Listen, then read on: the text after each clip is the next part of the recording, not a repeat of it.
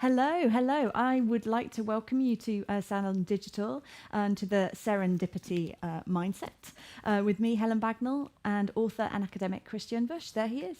Hello, Christian. um, Thank you to all of you who are here with us tonight, also to our Salon London members and to those joining us from Also Festival. I'd also like to say a very special hello to Sylvia and Peter in North Yorkshire. I'm very glad they had a serendipitous meeting. And to Julia Murday, because if we hadn't met via technology tonight, would never have happened. So Dr. Christian Busch, as you can see behind me, is with us all the way from New York City, where he teaches at New York University, directing the Global Economy program at the Centre for Global Affairs. He also teaches in London, normally, at the London School of Economics, where he co-directed their Innovation and Co-Creation Lab. He's a co-founder of Sandbox Network, designed for young innovators and leaders on purpose for high-impact leaders. And he's a member of the World Economic Forum's Expert Forum. I'm Helen Bagnall. I'm the co-founder of Salon London, an organisation with purpose. Christian will be glad to know. It's designed to get us together with experts and their ideas. And tonight we're looking at serendipity, the art and science of creating good luck.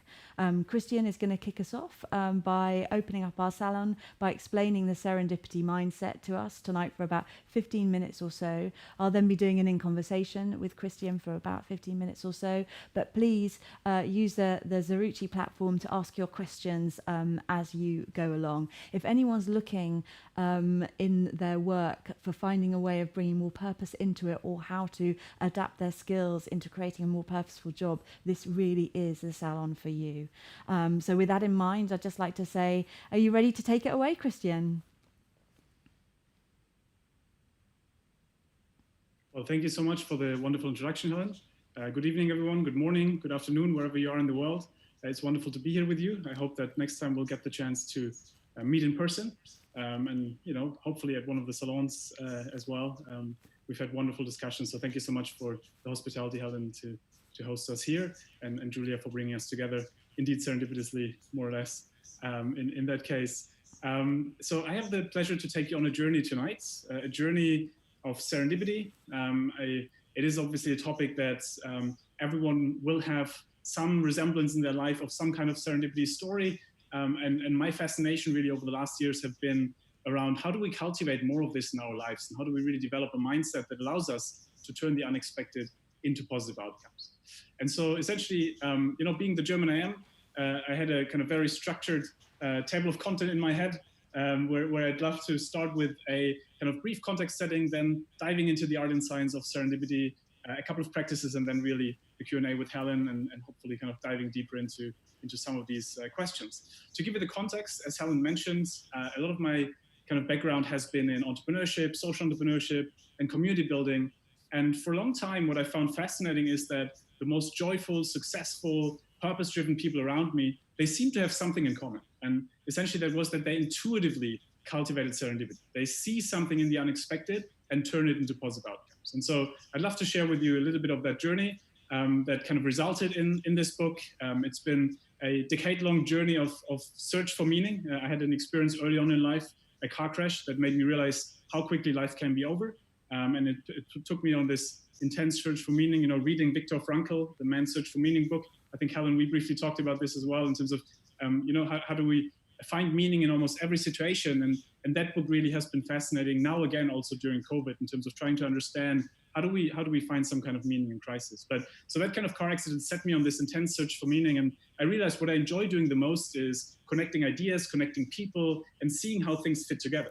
And so on this kind of journey of talking with a lot of people, building different things and researching different things, serendipity popped up everywhere as the kind of mechanism that made people live more joyful, meaningful, and purpose-driven lives. And so what I'm bringing to you today is really kind of the culmination of a lot of what the sciences are saying, everything from chemistry to physics to quantum physics to social sciences, and then also inspiring stories from people from around the world. Now, just to be sure that we're all on the same page, a couple of examples around serendipity.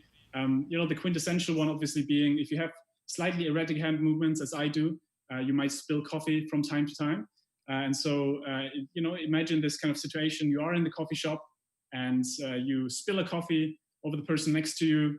And, now you have a couple of options, right? In this kind of unexpected moment of, oh my God, I'm so sorry. Either, it's just kind of, oh, hey, here's a napkin and that's it. And you walk outside, but you felt there might have been some kind of connection with that person. There might have been something. And you might think, oh, what could have happened?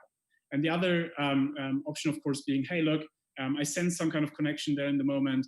I'm starting a conversation and see where it might go. And that's obviously how a lot of us might have found our co-founders, our love partners, and others. Another example, of course, at the moment in COVID times is a lot of breweries and others, who realized, okay, it's hard to sell alcohol to restaurants and others at the moment, and who kind of coincidentally realized, oh, we can use our alcohol in order to essentially produce hand sanitizers. And so they started producing hand sanitizers serendipitously and took it from there.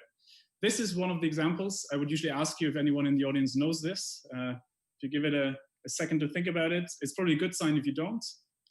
It is essentially, this is where a couple of researchers a couple of decades ago were trying to inject people with a medication to essentially figure out how to cure angina, the disease.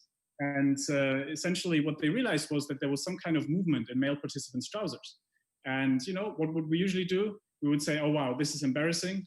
This is something that somehow, has to be ignored or is something that has to be improved. But actually what they did was the opposite.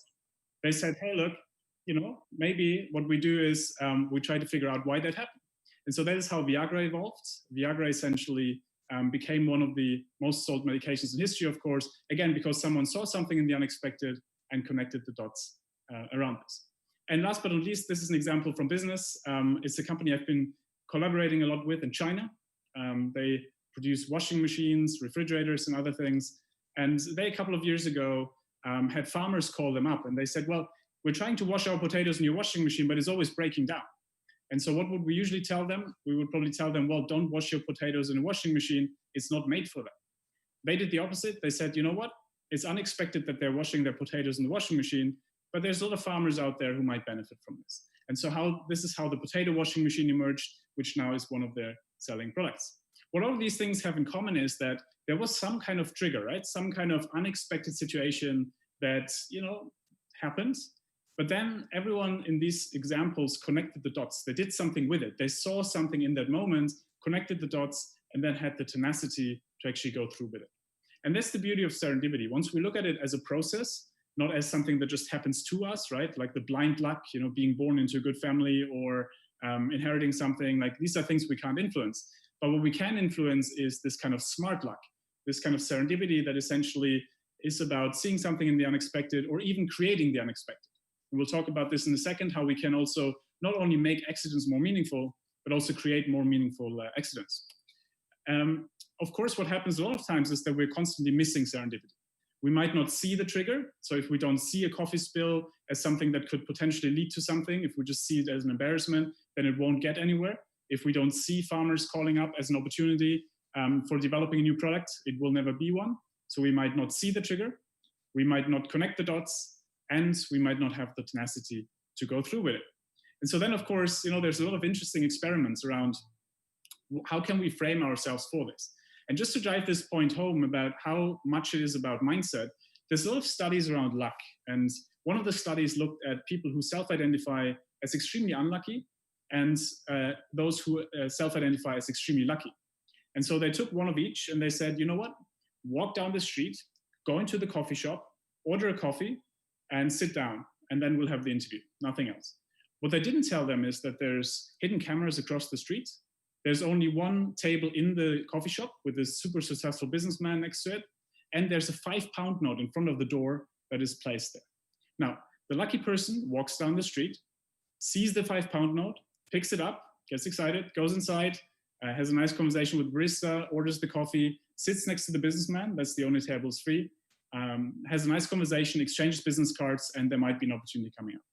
Now, the unlucky person steps over the 5-pound note, goes inside the coffee shop, orders the coffee, sits next to the businessman, the other person's left, ignores the businessman, and that's that. Now, at the end of the day, they ask both people, so how was your day today? And so the lucky person says, it was amazing. I found money in the streets. I made new friends, the businessman and barista. And there might have been an opportunity coming out of it from this businessman.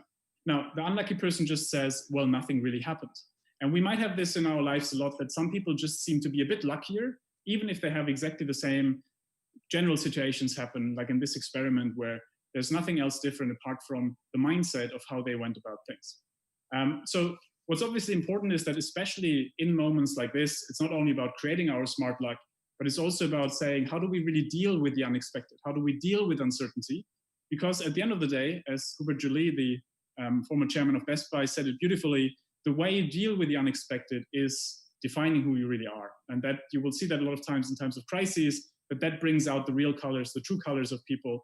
And people will still remember, of course, in 10 years from now, how people acted during COVID and how they, especially as leaders, went about. So all this to say that what's extremely important is to develop a muscle for the unexpected. And so to wrap this up, there's a couple of practices I just wanted to seed, and then maybe we can talk about this more. I know Helen has a couple of questions also in that direction. But so a couple of ideas just to give you a taster of it. What we can do, one is really to say, let's ask questions differently. So for example, imagine, we all probably ask this dreaded "what do you do" question quite a bit, which tends to put people in boxes. Instead of this, of course, we can ask completely different questions, like, what did you find most interesting about XYZ? What inspired you? Whatever it is, something that opens up that kind of potential opportunity space. But more importantly also is how we answer questions such as, what do you do? And there's a wonderful entrepreneur in London, Ollie Barrett. Whenever you would ask him, so what do you do? He would answer something like, well, I'm an entrepreneur in technology, but recently started reading into the philosophy of science. But what I'm really excited about is playing the piano. What he's doing here is he's giving you different hooks, different potential touch points where you could be like, oh my God, such a coincidence. I just started hosting piano matinees, come by. Or such a coincidence, I just wrote a paper on the philosophy of science, let's hang out. Whatever it is, the point is that he gave potential dots that could potentially be connected. And the more we seed these dots in day-to-day conversations, the more actually the other person can connect the dots for us. Another way, the second way is of course, looking at mistakes differently. We talked about this in the sense of, in the case of Viagra, but there's a lot of other practices that we can use that are essentially about bringing out the idea that if something doesn't work out, it's not necessarily about failure. It's essentially about experimentation. So we see companies, for example, in their meetings, once they start asking things like, what surprised you last week? What was unexpected last week? Or something like this, it legitimizes people saying, oh, we planned everything, but you know what? There were a couple of things where assumptions were maybe not right. And we can directly bring that into the conversation because it's not framed as a failure, but it's framed as a part of the conversation, a regular part that if we go about an uncertain world, we have to ask ourselves, what is surprising here? Because it allows us to spot data much earlier that might not fit into our rigid planning that we might have had. Another way is reframing situations. I think we'll talk about this later as well. Really the idea of how do we look not at how do we get resources in, how do we do budgets and everything else, and then are dependent on budgets, but how do we reframe it away from that to how do we make the best out of what is at hand in simple ways, simple practices around this. And then really how do we also spot potential serendipity. This is one of my favorites in terms of when you really think about how do you enable yourself to put yourself into positions where serendipity can happen. Everything from sending out emails on LinkedIn. On LinkedIn you have the second degree function now, where you can always send an email and it kind of to second degree contacts with like more speculative things. And a lot of times people might get back and say, oh my God, yeah, I've been working on completely different areas there as well. And to wrap this up, the last two, in this case, really one around what companies have been doing a lot, which is really leveraging technology, in this virtual world now, where we have to somehow figure out how to take a lot of the things we used to do offline, right? Like the water cooler moment type things. Now we're taking them online, such as random coffee trials, where people can indicate which times they are free. And then the company matches them randomly with people within the organization, gives them one or two inspiring questions. And by doing this, essentially what it does is it gives people the opportunity to, in an unforced way, meet other people and have that kind of serendipity happen.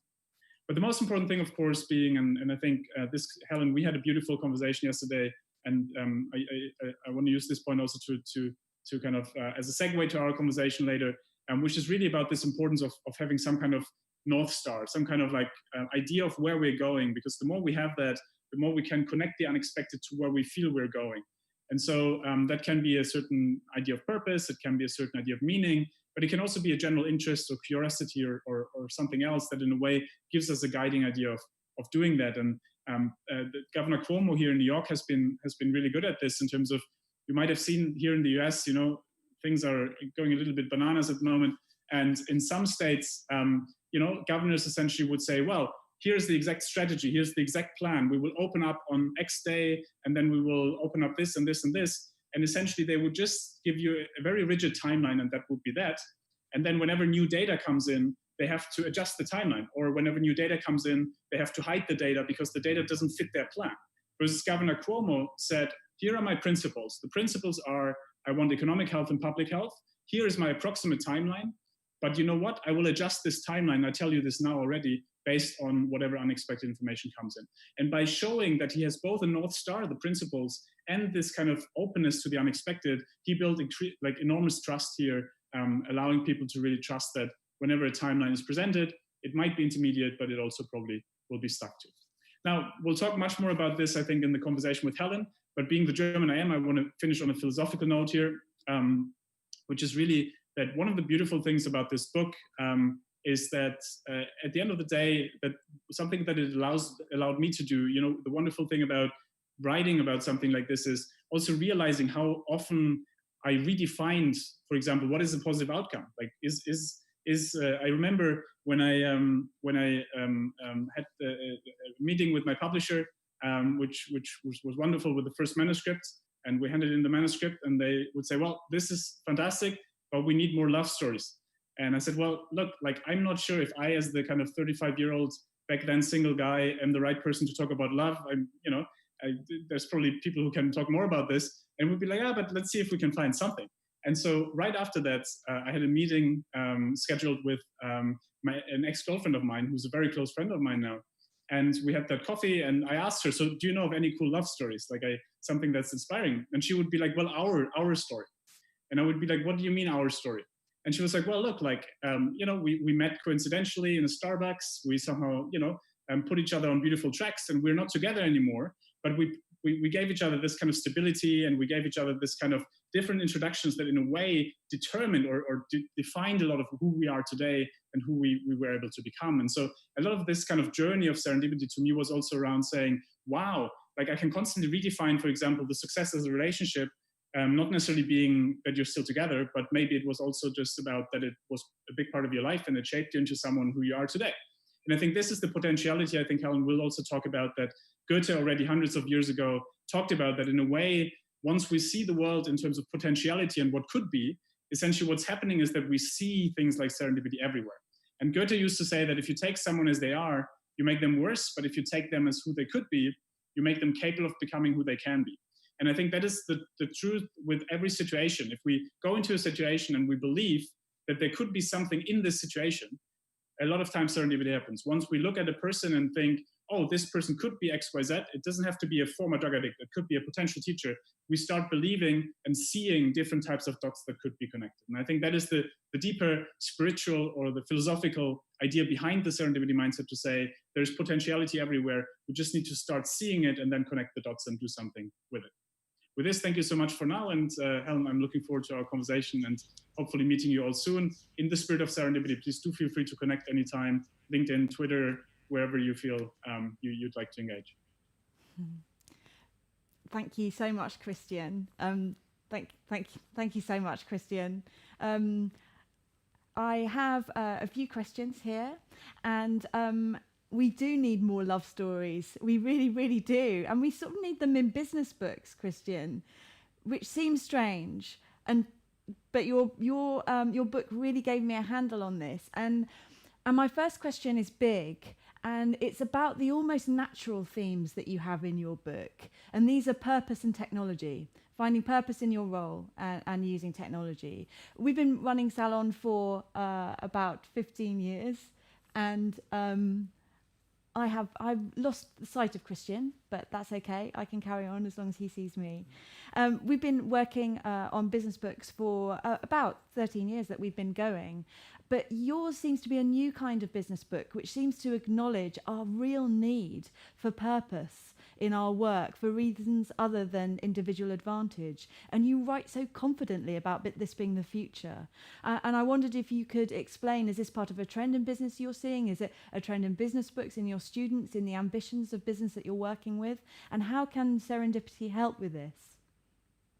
Yeah, that's such an interesting question, because I feel that is at the core of a lot of this work in terms of saying, how do we live more purposeful, meaningful lives? And so a lot of times, what I've seen, so a lot of my work over the last kind of decade has been with senior executives. And so we just finished a study with 45 of the top CEOs in the world. So it's the kind of CEOs of like big companies, MasterCard, Danone, like companies that are doing a lot of interesting things in the world. And a lot of these leaders, so the interesting thing is the way we identified them was looking at the CEO ranking. So the top CEOs in Harvard Business Review, which for a long time has been this kind of one magazine where every CEO would say, oh, I want to be on this list.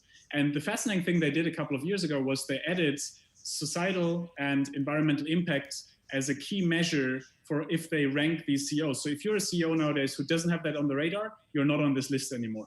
And so essentially nobody's perfect, of course. Nobody's like, a lot of people trying to figure it out. They grew up in a very different environment. But essentially the point is that we see that a lot of the kind of quote unquote benchmarks for success are shifting on that side in terms of what are people looking for, which kind of lists do they want to be on, who are their peers, what are their peers doing? Of course, as a CEO, I'm very peer-led a lot of times. But also then what I found fascinating is that, I feel the closer people are to retirement, the closer they are to thinking about legacy and seeing the kind of millennial generation, seeing Gen X, seeing Gen Z, and the kind of youngsters now coming up and having this natural kind of feeling for, wow, there's something we can do in this world. I think it's this beautiful kind of interrelationship between, on one hand, a pressure from different kinds of stakeholders who say, this is what needs to happen, but also then this internal search for meaning and purpose where as a person who maybe went through a lot in life, now realizing, oh, wow, this is the last thing I can still do where I have real leverage. And I want to use the last kind of 3 years I have in business to do something with it.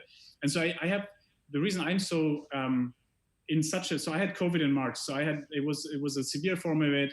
It was, I reread Viktor Frankl. It was a really tough time.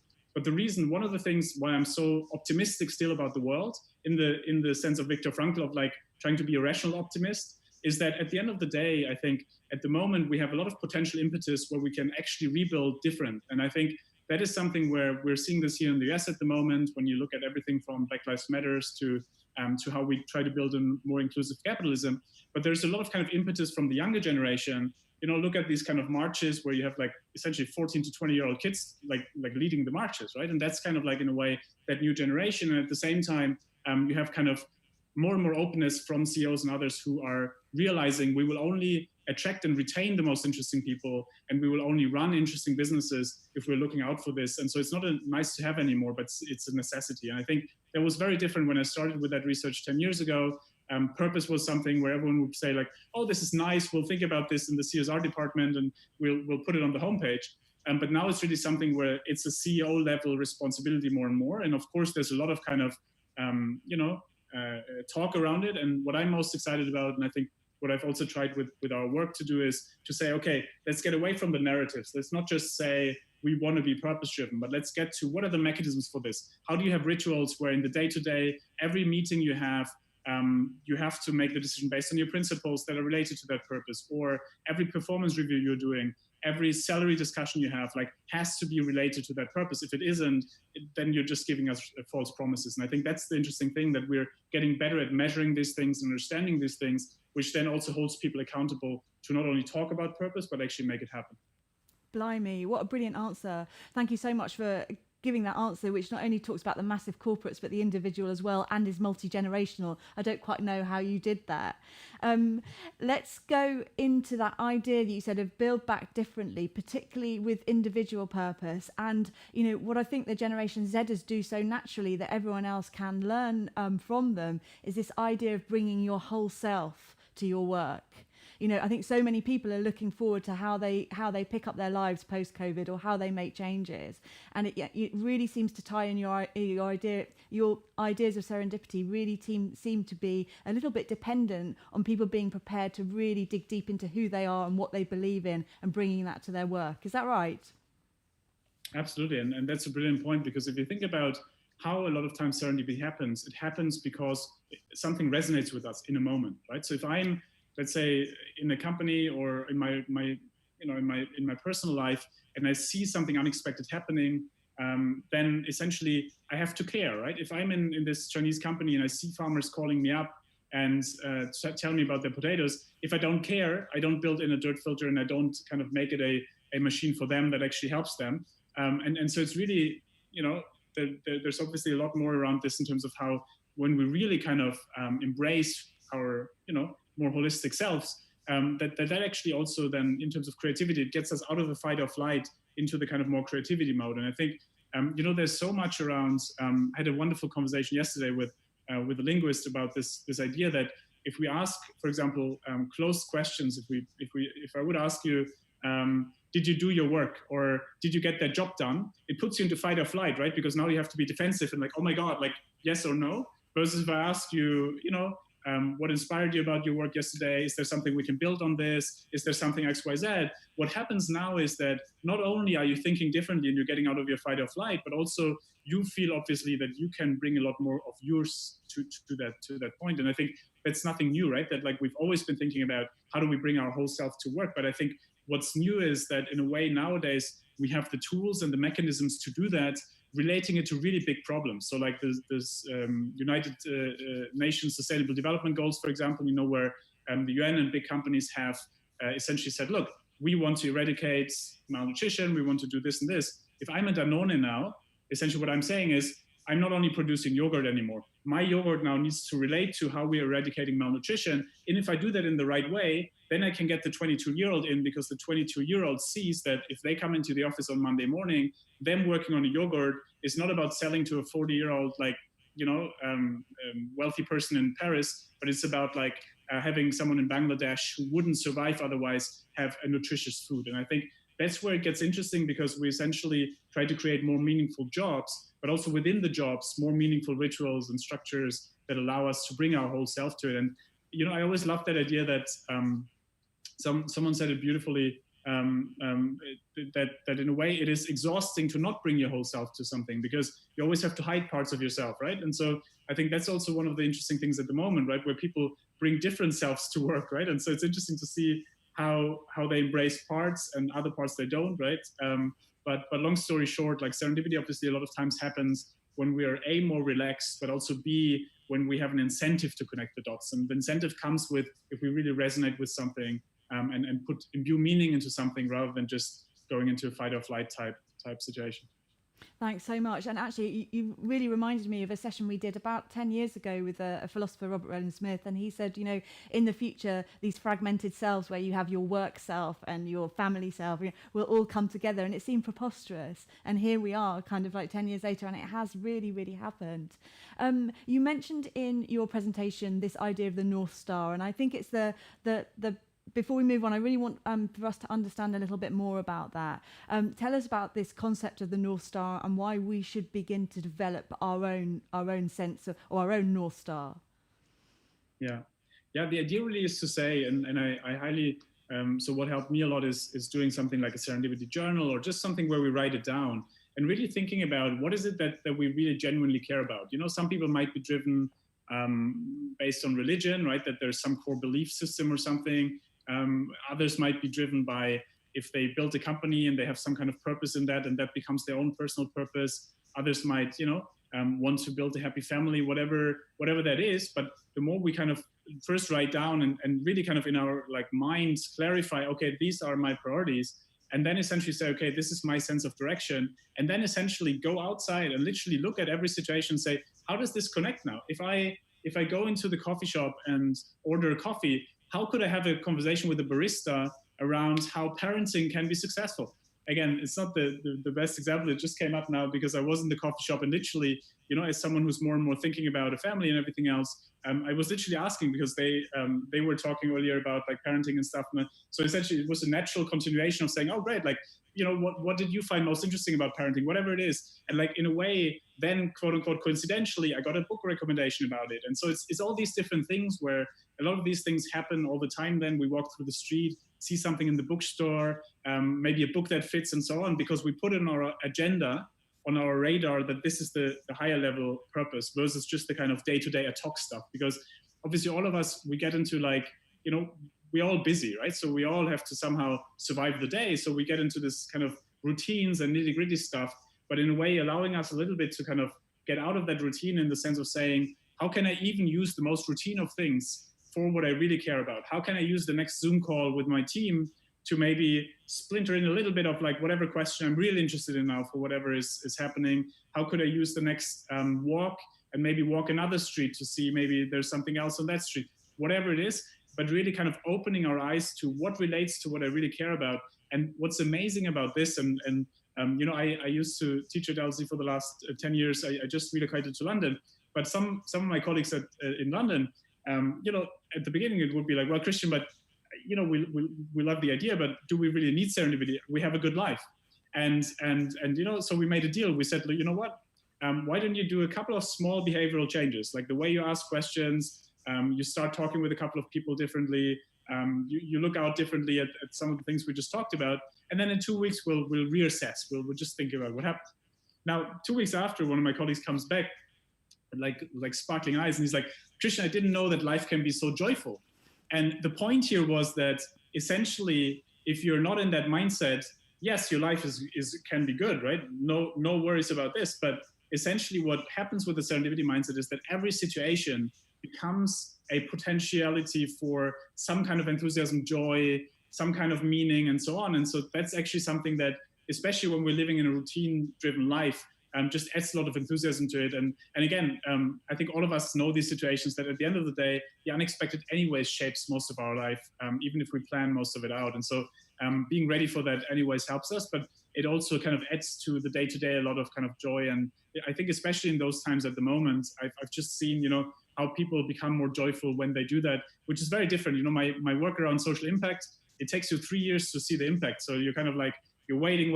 And then after 3 years, you get an impact report and you're like, great, something happened. Whereas with serendipity, like people go out and after a week, you're like, oh my God, like it's happening all the time now because I started seeing it, but also I started doing some of these kind of things that helped me have it more. And so it's really getting more into those kind of things. Yeah, I like it. And I really like in the book that you have lots of exercises that help you ruminate on situations where you really benefited from serendipitous happenings. I really like the fact that you can do the quiz that works out what your base level of serendipity is, and then you can retake it a month later. And as you say, see immediately the impact of allowing yourself to have these serendipitous happenings and working with them and bringing what happens to them into the way that you live. So I think we're convinced, we've heard about the serendipity mindset. Everyone here is ready to plunge into their own kind of like get into the serendipity mindset. But is it serendipity if you try and manage it, if you try and harness it, if you're trying to accelerate the benefits from it? Isn't that the opposite of serendipity? Yeah, it's a great question. And also, do we take the magic out of it if we do it? And so it's interesting because in a way, by definition, beautifully enough, we can never know the outcome, right? By definition, we can't know what the unexpected outcome can be, but we can create a context in which A, we know that some kind of outcome will happen, and B, where it most likely will be more positive. And so, take something like even in molecular chemistry, like what they do a lot is they accelerate unknown, they accelerate molecules that have unknown reactions. And if you accelerate that by enough, you know that at some point some will react in some way, right? Just by accelerating it.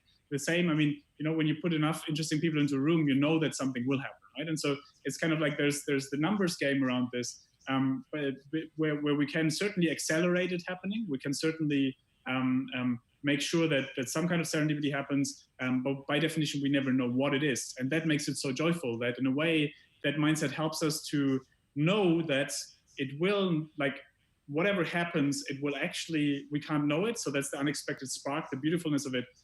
But also, again, usually it tends to be positive. And so that is something then where essentially the magic stays because the outcome we can't know about, but the process we can influence. And I think that's really coming to that muscle, right? Like once we build that muscle for the unexpected, we're shifting the unexpected from a potential threat, like something where it's like, oh my God, I wanted to go on a day trip with my family and the car broke down and now our whole trip is like ruined and all of this is bad, versus, oh my God, maybe if the car breaks down and there's like a beautiful hotel next to it and we go into that with a good mood, maybe we have an even better stay because actually that hotel was anyways better than the other one. Whatever it is, like there's always, that is the beautiful thing, right? If you trace like the examples of serendipity, you literally see how in the exact moment, like in the exact kind of same situation, people who then kind of in a way see themselves as unlucky, as unhappy, they literally create an unhappy situation out of it. Because then again, if you're now really unhappy about that the car broke down, you're blaming your partner for it, the whole family gets in a really bad mood, like this will kind of go on for the whole day, right? Versus if you're essentially saying, look, okay, it broke down, but you know what? Maybe there is something around here we can do with this XYZ, then usually something turns out, and even if not, at least not to the degree that it was as bad as it would be in the other case. So long story short, it's really about saying that there's something in every moment usually. And you said, why does it matter how we frame things? And you touched on this in your introduction as well. You know, why does it matter so much in terms of our future success or our future business goals, how we frame things that happen to us? Well, it's fascinating because framing comes, in so many ways, and one of my kind of excitements was, so I used to study psychology, and so one of the excitements that came back when doing this kind of research was to dive deeper into these questions of how you frame the world. And we talked earlier about this example of lucky versus unlucky and how you start seeing things once you believe they can be there because you're opening your eyes to it. But also, like, framing comes a lot into how do we get used to some kind of practices. And so to give you an example, there's this wonderful organization in the Cape Flats in Cape Town called Reconstructed Living Labs. And so it's, an extremely less, like, it's a crime-ridden community in Bridgetown, which is part of the Cape Flats. People have literally nothing. And so a couple of them said, you know what, we have nothing here, but we want to do something. So let's see what we can make with whatever is here already. And so they started seeing old garages as training centers for, like, they have a low cost education model where they teach people how to use social media on their phones and then kind of like tell their stories and connect with other people and then build business around it. And so they started doing this, going into different communities and just said, look, instead of asking, what do you need? Which directly puts people into the passive idea of, I have to receive something. They ask, what is already here? Fantastic. There's a former drug dealer, a former drug addict. All right, that's a potential teacher. There's an old garage, that's a potential training center, and so on. And once you start thinking about the world like this, not in resource constraint, but in terms of how essentially what is already there and what could be done with it, you look at the world completely differently. So in their case, now you see how banks take over that model. A bank would usually say, we have to fire 10,000 people because we don't need cashiers anymore and we don't need the offices anymore, so we have to close down all the offices. That's the kind of traditional resource dependent model where you think, oh, I have to cut budget, so I have to, like, get rid of people and things and everything else. The RLabs model would be to say, hey, look, a cashier could be a potential financial trainer. There's a lot of demand for financial training, and the office space could be a financial training center. So essentially now what you're doing is you're rethinking the resources you have rather than trying to get new resources in. And, I think that's particularly important when you think about work in poverty contexts. I mean, a lot of my work has been in sub-Saharan Africa, and I remember still the first time I went there, I asked one of the guys who's now a very close friend of mine, what should I, as the kind of, white kid coming in here who essentially, thinks he has figured everything out, but probably knows nothing. What should I never ask you? And he was like, never ask me what I need. Because if your first question is what I need, you put me into the role of the beneficiary, of the victim, of someone you look down on, and you have to pull this person out. And so it's a complete asymmetry of power, of everything else. But if you ask me what is already here, what can we do together based on this, then you can still enable me, you can still amplify everything we're doing, but it's on our own terms and it gives us dignity. And I think that is really at the core of serendipity is this idea of you create your own luck. It's not someone else who creates it for you. You have the agency to create that own luck.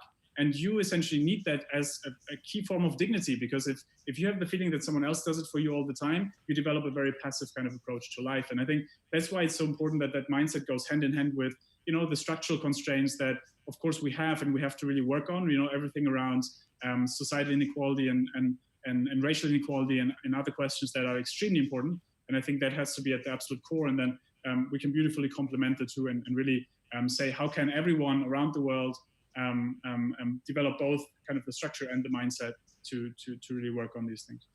Oh, thank you so much. And brilliant answer. It leads me on to a question we've got from someone I think you might know, Cheng-Wei Liu.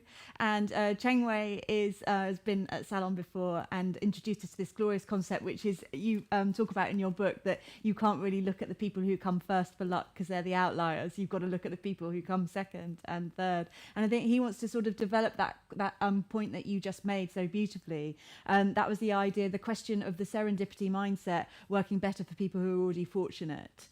And he wanted to know if for people who have disadvantaged backgrounds, if distractions are costly and can lead to even more unpleasant surprises. Have you had any comments on that? Yeah, thank you so much for this fantastic question, because there's absolutely no doubt that the base level of serendipity is very different, right? So the base level of serendipity for someone like me, who's here in the West Village, who has access to networks, who has a relatively protected environment in terms of I don't have a lot of noise interactions or reactions, right? I mean, I used to spend a lot of time in very impoverished areas, and the noise level, of course, is so high that it's very hard to concentrate. It's very hard to ever kind of, like, serendipity needs incubation space, so it's very hard to ever kind of really have the space to reflect on it and to really do something with it. And so I think there's a lot of structural constraints that people have that grow up in less privileged backgrounds. And I think it's extremely important to first, of course, acknowledge this, and then, of course, say, what can we do to develop these opportunity spaces, almost like serendipity fields. And that is something, to me, where I've always had a problem, for example, how in the education system, we always think it's enough to just give a scholarship to someone who's less privileged, and then we assume everything will be okay. But again, like, if that person now gets all the ideas in the classroom, but then calls old friends and can't really talk about these ideas because these ideas are very different from the ideas that maybe his peers or her peers are working on. Again, there's like a structural inequality in terms of the kind of networks that people have access to and so on. And so the idea of developing a kind of strong serendipity space is really all about saying, as governments, as educational institutions, as companies, we can also create more intelligent spaces that enable people to have more serendipity and to essentially get them up in their serendipity base level in the way of how we structure scholarships, in the way of how we structure networks and other themes. And so I think that's extremely important at the core of it. And then at the same time, I think something I've got super excited about is the question of, if you are in these contexts, what are ways that still give realistic hope? So I think there's been too much probably around, hey, great, you can turn your life around and everything will be great. And I think that doesn't resonate with someone in a context that is really harsh. Something that I have seen work, though, is that if people out of that community, so I do a lot of work, for example, with people who came out of prison or people who come out of really tough contexts. And so we're thinking about very small things that can be done that instill that feeling of, oh, I can do something. And so to give an example, one is to, we did this with someone who had a really kind of tough background. And we said, okay, when at the next LSE event or RSA event or whatever kind of large institution that has open access for people to sit in the audience, check out when the most high profile speaker comes that has something to do with what you're interested in, and then sit in the audience of 500 people. And then whenever that person's finished, you're the first one who energetically goes up and has the first question. And you essentially go up in a way that is not too much, but also in a way that can't be really ignored, right? Because everyone feels the energy. And you kind of stand up and you ask the question. And the question essentially says, thank you so very much for your speech. So essentially it's all about the speaker. It's not about you, it's all about the speaker. Thank you so very much for your great talk. As someone who recently went through XYZ, so whatever I feel comfortable sharing in terms of context, that could give people some kind of context that could help in terms of, as someone who's been dreaming about going into XYZ, as someone who came out of XYZ, I'd love your advice on XYZ. And now what's happening here is this middle sentence that shares a little bit about ourselves. Maybe if it's, it could even be something like, as someone who recently came out of prison, if someone wants to go that far. But the point is, what happens every time is that after the session, there's 4 or 5 people in the audience at least coming to that person and say, my God, such a coincidence. My brother went through a similar period. My God, such a coincidence. My sister had XYZ. Such a coincidence. My uncle is hiring someone like you, whatever it is. Because like among 500 people, the probability that someone went through a similar period or knows someone who went through a similar period is extremely high. And so what we're doing here is, even if we don't have a platform, we're very briefly creating that platform for ourselves in a very unobtrusive way. It doesn't take anything away from the speaker because it happens afterwards, but it essentially gave us that platform. And I think this kind of thinking, so we've injected that in a lot of different ways. I mean, talks is just one example, but it's really this idea of how do we leverage audiences and other ways that really get those people on the radar who should be on the radar, which are exactly the people who usually don't have that visibility and who usually don't have that access. But very long story short, that was a very long answer to a short question, but it's really about saying like the serendipity-based level is extremely different. I think it's everyone's responsibility to be part of working towards equalizing these base levels. No, thank you. I really like it, and that idea of how do you get to where you want to go, and thinking that you've got no platform for it. I can really understand the idea of creating a platform, and you know that's kind of how I met Cheng Wei. Nice to hear from you. Hope you're well. I want to ask a question. I want to bring it back to something that I have some experience of, which is creative desperation, which you write about in your book. And I think, you know, lots of us over the last 6 months have really had to either pivot what we're already doing or really think about how we could reimagine what we're doing in a totally new environment. Now, I found it really helpful to understand all these amazing students that you know, that you work with at NYU, you know, in your innovation lab and LSE. You know, it's the average students who have clear roadmaps and fixed goals. I found that really striking. And, you know, I really wanted to hear more about your insight that, you know, that insight and really getting our projects off the ground and really harnessing serendipity for where we want to go with our North Star can come not just from, you know, curiosity and connection, but from creative desperation and of noticing new patterns. Tell us about this.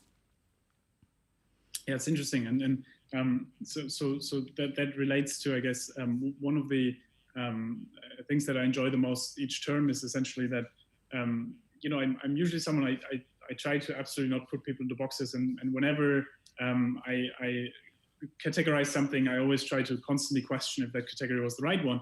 But one of the themes or one of the patterns that I've realized over the last years is that when you have someone come in who writes their, let's say, a master thesis or, you know, just kind of some kind of dissertation thesis, you have very different types of students who pitch to you, right? So some students come in and they are like, oh, I know exactly what I want to write about. I have exactly everything mapped out. This is my literature.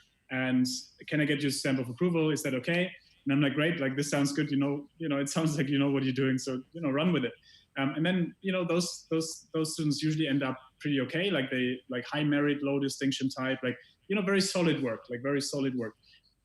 Now, the distinction students, the kind of extremely exceptional student, comes in and says, you know what, I read into this, and then I read into this, and then I read into this, but then like this actually really spoke to me, and then this. And so, you know, like there's this ambiguity and this kind of creative tension to your point where there's just so much that interests the person, and there's so much that they potentially feel could be there, but they don't really know what exactly it is. And exactly that kind of tension is almost Hegelian in the kind of, you need a thesis and an antithesis in order to then get to the synthesis, which is the higher level, the originality, the creativity. And that's actually something where then those students a lot of times turn out to write the really brilliant theses, because again, they will suffer more. And one job I feel as an educator is to make them aware of that. Hey, look, this is completely normal that you feel you're lost, because that is actually part of the process. Part of the process is that you can't have it figured out, because otherwise, whenever you want to have a contribution that is new and novel, by definition, you will have to push through the discomfort, because that is an area nobody has explored to that degree. And so that is fine. So in a way, it's reframing the overwhelmedness and the anxiety that comes from it into, oh, okay, let's try to see that as an adventure. And of course, you know, as a German who comes from, you know, I come from a culture where we love to plan things out, we love to reduce ambiguity and put everything into boxes, which is why that kind of mindset has helped me a lot to reduce anxiety, because it's literally saying, okay, let's reframe this into, there is actually something positive in there. And I think to your point, when you look at the most interesting achievements in history, the most interesting enterprises, the most interesting innovations, everything, a lot of times they come out of this kind of creative tension where for a particular period of time, there's an extreme discomfort, but that extreme discomfort pushes towards something. And I think that is essentially at the moment also with a lot of us, I guess, on a personal level, right? Where a lot of us might have this kind of thesis, antithesis going on in terms of, was the life I've been living really the life I want to live? Or, and in a way, in this moment, it feels really tough, right? And we maybe would have wished it wouldn't have happened in terms of that kind of tension. But actually, maybe that is also an opportunity now to say, oh, great, like I realized what I really wanted is just living with my family in the suburbs. I don't need the city. I don't need XYZ. And so I think it's interesting how, again, that kind of tension in the moment feels really tough, but usually it leads us to something interesting. And, to me, it has always been a philosophical dilemma in the sense of there's this wonderful philosopher, Slavoj Žižek, and he used to say, why be happy if you can be interesting? And his key point was that there's always this idea of contentness and being happy with something, but also then if you want to create meaning and everything else, a lot of times it comes through pain and discomfort. And it's in a way, I guess one of the things that we want to try to figure out is how do we ground ourselves enough that we can be content enough, right? Everything from meditation to whatever, that gives us some kind of grounding, including a North Star or something that helps us identify what is it about, where are we going, but also then kind of some kind of sense of, okay, I want to push something forward because maybe when I will be on my deathbed with 80, I would regret if I wouldn't have done X, Y, Z. And so that's really, I guess, one of the key ideas here as well, that because there's so much potentiality, we also probably want to rubber stamp a little bit around just to see what could be out there. No, I like it. And so, we should allow ourselves ambiguity in goals and to have some, to not seem like everything is so fixed and has to go in a certain direction. And we mustn't be seduced by these stories that we read that, people set out for this goal and they got it and it went along, lines that they expected. And it was, that is a sort of line we're being told for various reasons. And it's not very helpful when we're trying to develop our own sense of purpose, North Star, how we want to live, doing that work to creatively decide how we want to live. But, how do we stop ourselves going too far into the serendipity mindset? I really love it. Everything can have, has a potential for you to get information, to make connections, to move your idea forward, to develop your North Star and sense of purpose, your business idea, to get it going, for it to be successful. But, how is that different from, say, the ancients who would stare into animal entrails for ideas and meaning? How is that? How can you avoid going too far into the serendipity mindset? Yeah. Well, I guess, what I find interesting about that theme, and again, I think a lot of the areas, also when you think about everything from creativity to innovation to other bits and pieces, I think there's a lot to learn from different areas, right? So there's a lot to learn from how do we connect the dots, how do we do something with it. I remember Steve Jobs, who used to say that creatives always feel guilty because things seem to come so easy to them when the only thing they did is just connect dots, right? But that's at the end of the day. What's the interesting thing about the serendipity mindset? I think developing a serendipity mindset is about saying, what can we learn from all these different areas? Everything from, the old kind of Greeks to the old Romans to, how they kind of all somehow cultivated good questions, how you live a meaningful life, how you live a life full of purpose and X, Y, Z. And at the same time, how do you take practices that make it not only a life philosophy, but also daily practice? And I think that's where it gets interested. Also to your point, like once we employ like daily exercises, talked a couple of the ones that we can do in the day-to-day, but also then there's, take something like one of my favorites is the project funeral, which is a post-mortem exercise where essentially the idea is, and it comes back to the reframing as well.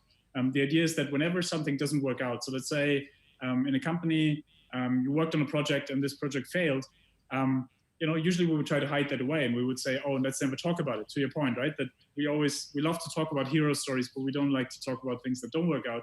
But actually those things are the ones we really learn from, right? We really kind of learn from each other, but also they're the ones that allow for a little bit of vulnerability, for a little bit of connection. And so this kind of project funeral is about saying, whenever something doesn't work out, present it to people from other divisions or other areas, and then essentially like talk about what you learned from it. So it's not about celebrating failure, it's about celebrating the learning from it. And so in this one example that I really liked was about this kind of picture glass, like a window frame. And the idea was that it wouldn't reflect the light. So it's an amazing technology that absorbs light. But what they didn't realize is that there's no real market for people who would buy a lot of these glasses because the price was just too high. So they laid that to rest in front of people from other areas, and they said, hey, look, we underestimated, there's nothing like this, there's no market. Someone in the audience goes like, hey, but have you considered what this would mean for solar? If you would take that technology and put it into a solar thing, how much energy that would absorb? And so that is how coincidentally part of their solar division emerged.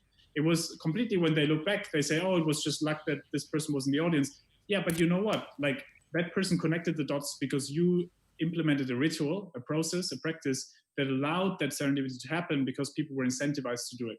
And so that is how a lot of these rituals, I think, are interesting nowadays, that we can modernize, I think, a lot of the practices that we've seen in the past to kind of corporate settings, in family settings, and other settings as well. So, yeah. Okay, thank you, Christian. I've got one more question, and again, it's really asking your advice on a kind of a trend that your book seems to navigate so brilliantly, and that's this idea of kind of non-Western practices, non-traditional Western practices in our work.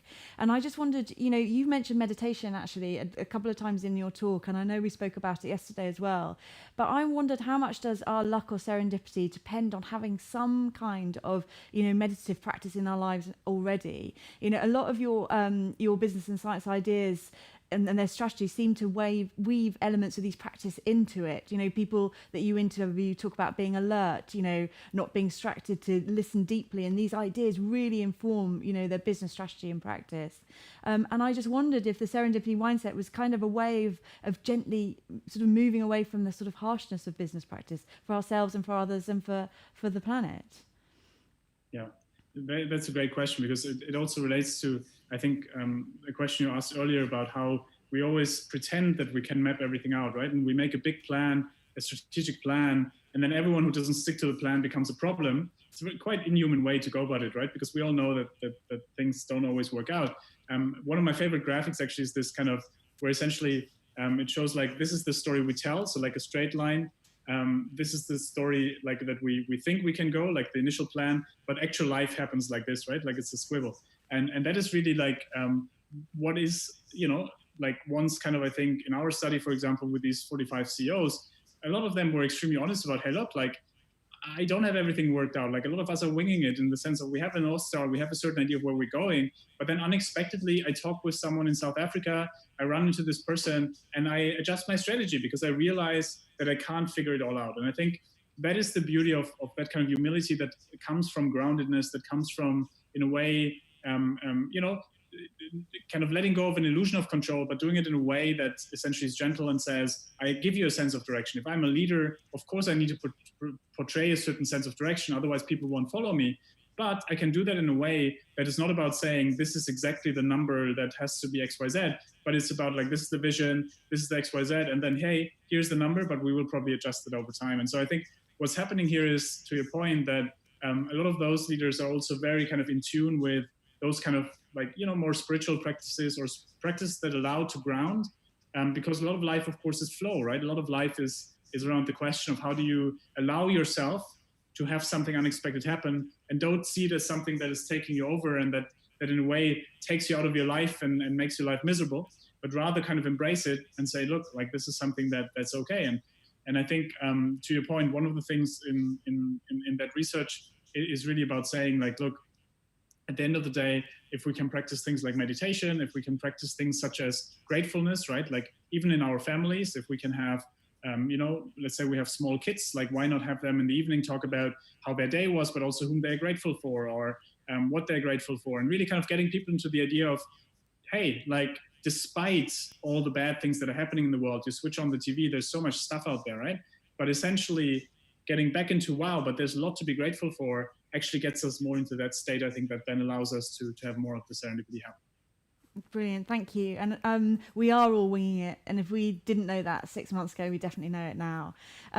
Thank you so much, Christian. You say in your conclusion that by changing our mindset, we might be able to open up a whole new world for ourselves and for others, and perhaps even shape a new, healthier type of enlightened self-interest based capitalism, in which those who are luckier in the birth lottery open up opportunity spaces for those less initially fortunate. It's a lovely conclusion. Thank you so much for introducing us to the serendipity mindset. I found it so useful to kind of formulate ideas for what the future might look like and open up to so many different influences that might help me to take it forward. So thank you so much. And I hope we get to see you digitally in real life again soon. Thank you so much, Christian. Thank you so much, Helen, and thank you so much, everyone, for being with us. Thank you so much for being here for the Serendipity Mindset. If you'd like to get a copy of Christian's book, we are selling it in the virtual foyer on our Salon website. It's been such a hopeful and fascinating hour, and really looking at some of Christian's ideas for us in some detail has been brilliant. So thank you so much for joining us at this digital salon, and I very much hope we see you again soon. This salon is now